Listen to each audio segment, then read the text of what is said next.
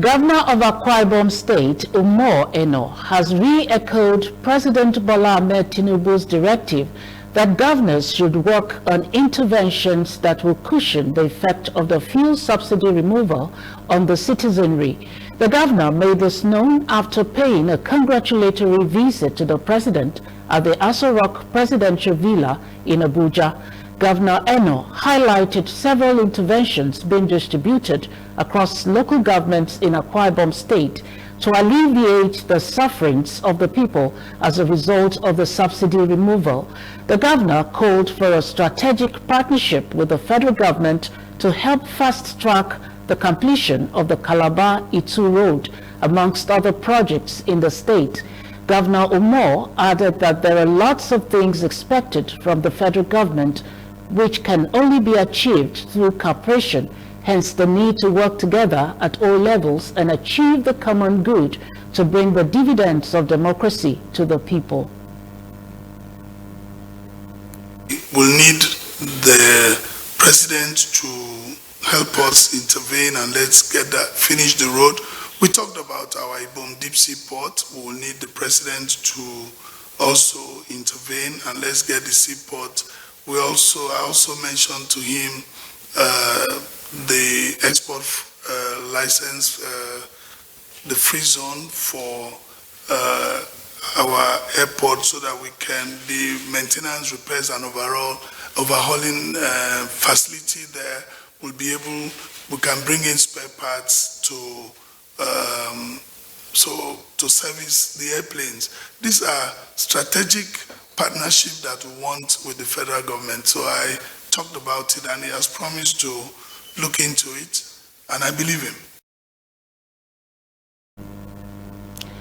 The governor of Enugu State, Peter Mba, has appealed to President Bola Ahmed Tinubu to release Nnamdi Kanu, the leader of the outlawed indigenous people of Biafra, IPOB. Governor Mba was at the Presidential Villa, Abuja, on Thursday to discuss possible freedom for the secessionist agitator who has had a series of favorable court judgments over his prosecution. Mba told correspondents after his meeting with the president that he pleaded for Kanu's release as part of the national healing process, which he said Tinubu has already begun. He also expressed the hope that the president will give favorable consideration to the request for the self-acclaimed IPOB leader to regain his freedom. The Enugu governor disclosed that he also appealed for the assistance of the federal government to explore the abundant mineral resources in Enugu State for the benefit of the people. Following the moves ramped up to convince President Tinubu to authorize the release of Nnamdi Kanu, succor may soon come the way of the detained leader of the indigenous people of Biafra, IPOB.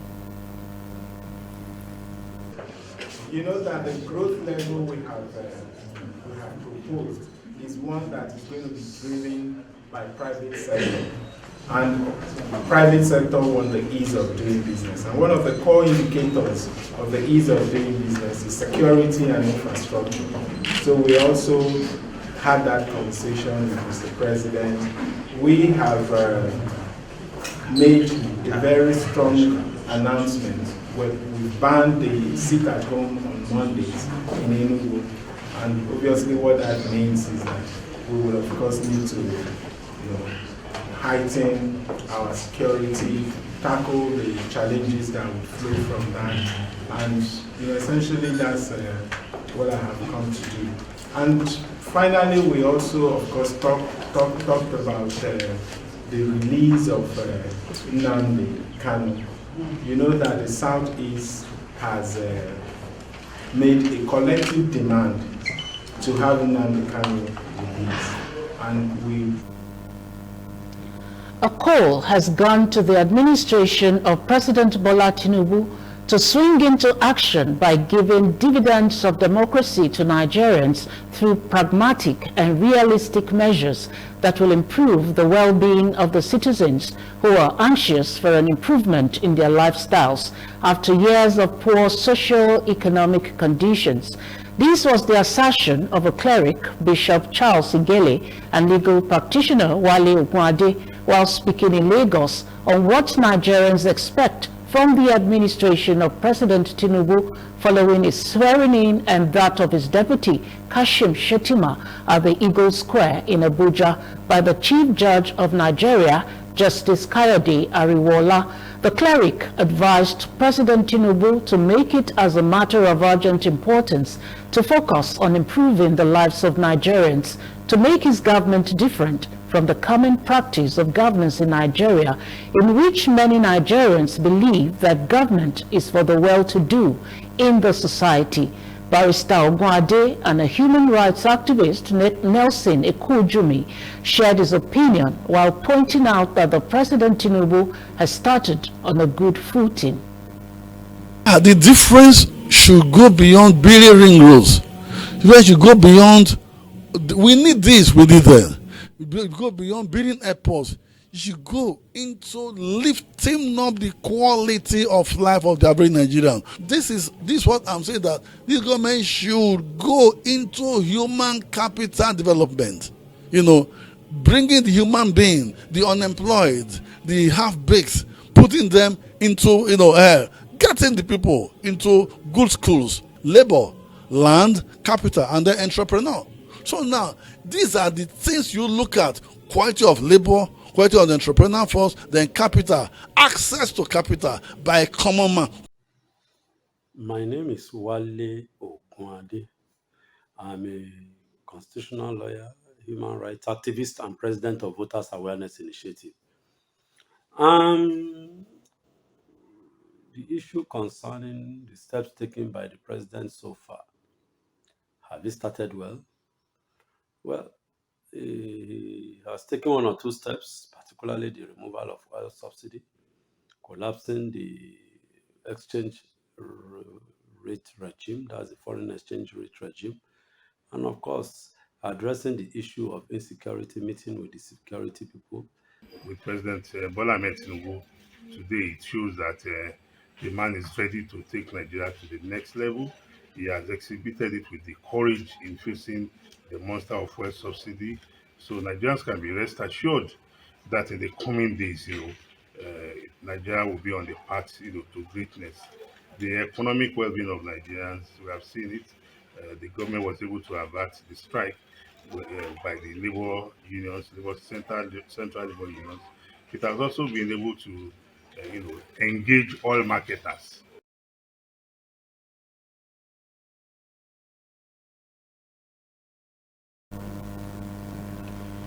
In order to reduce the housing deficit in Nigeria, which has continued to rise in recent years, the Nigerian Institute of Building, NIOB, has called for the involvement of the private sector.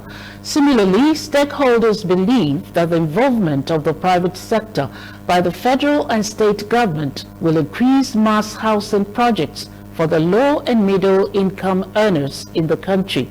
The Lagos State Chairman of the Nigerian Institute of Building, Lucky Isename, stated this in Lagos while speaking on the expectation of the players in the construction sector on the administration of President Bola Tinubu towards affordable housing.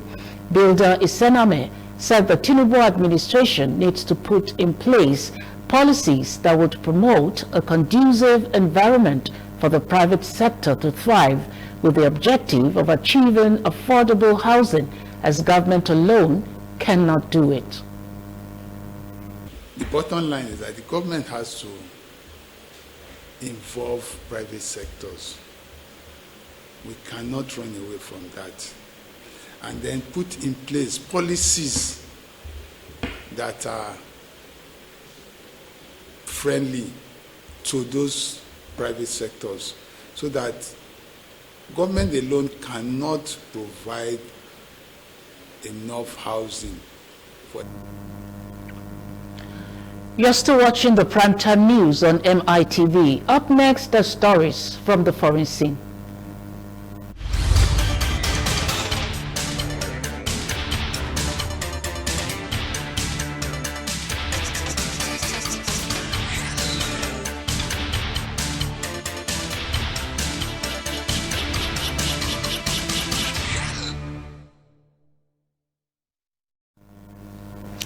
Welcome back. The Vatican said Thursday that Pope Francis, 86, spent a good first night in hospital after a 3-hour operation in a Rome hospital to fix a painful hernia. The press office said in a short statement that the night went well, as it added that further details would be provided later. The Argentine pontiff was said to have been awake and joking with his medical team Wednesday after the abdominal operation at the Gemelli Hospital.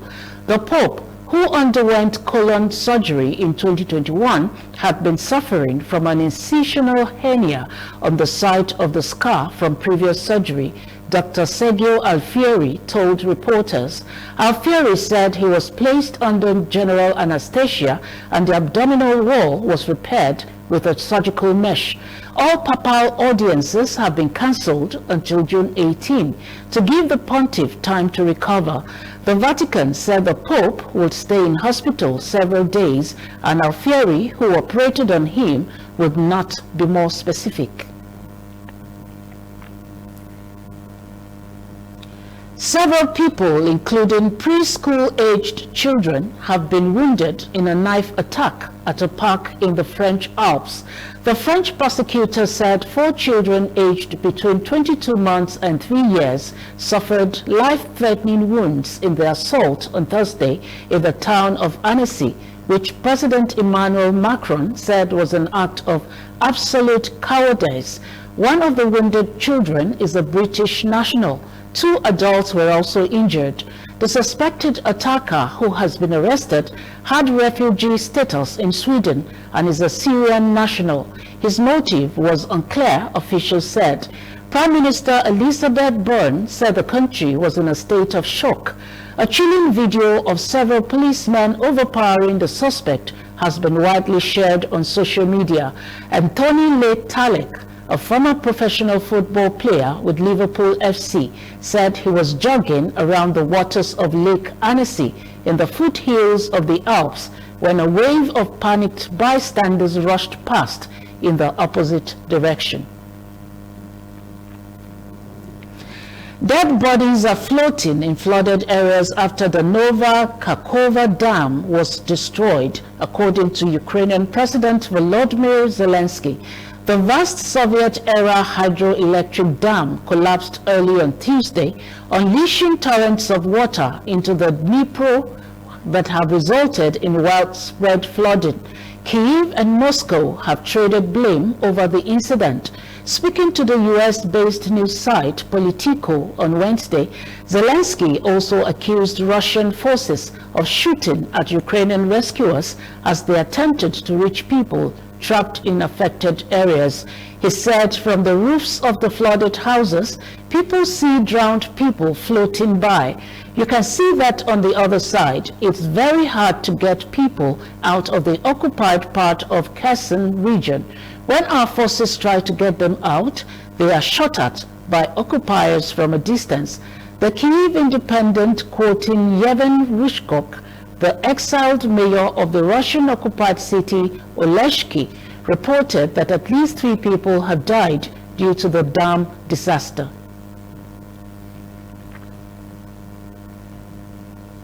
Up next is Sport News.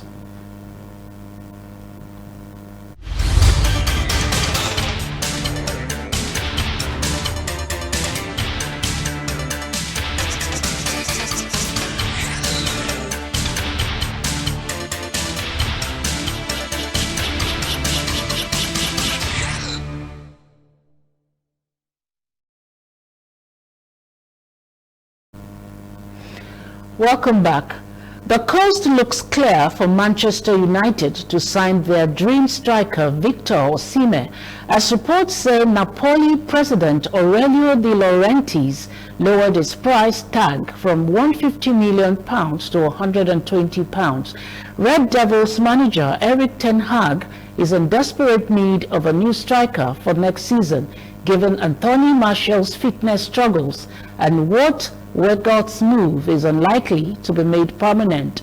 According to Man United, De Laurentiis has slashed the valuation price of the Nigerian striker by £30 million as a sign that Napolis are willing to sell their striker. The 24-year-old prolific striker had an outstanding 2022-23 outing with the Parthenopians, scoring 31 goals and provided 5 assists from just 39 appearances across all competitions.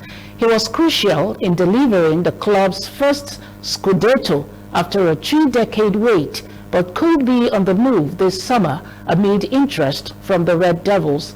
His stats attracted interest from top clubs in Europe, with United leading the race to secure his signature for next season.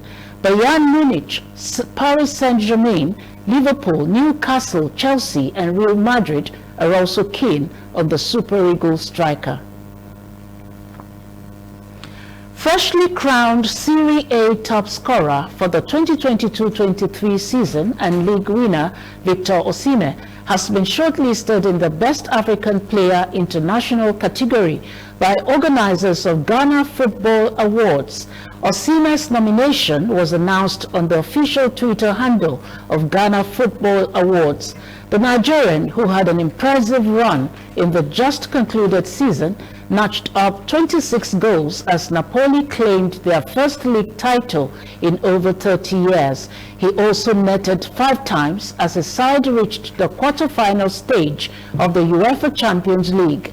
Others on the list are Liverpool and Egypt star Mohamed Salah, Manchester City and Algeria winger Riyad Mahrez, along with Sevilla and Morocco goalkeeper Yassine Bono. And that's the primetime news. But before we leave, a reminder of the top stories. We told you that Tinubu has signed into law Judicial Officers Uniformity Retirement Age Bill. And we also said that the 10th National Assembly is to be inaugurated Tuesday. We also said that on the Democracy Day, the federal government has declared June 12 as public holiday. And from the foreign scene, Pope Francis has spent a night in hospital after surgery. And in sports, Osimhen has made the shortlist for Ghana Football Awards. Thanks for watching. I am Jumoke Michaels. Good night.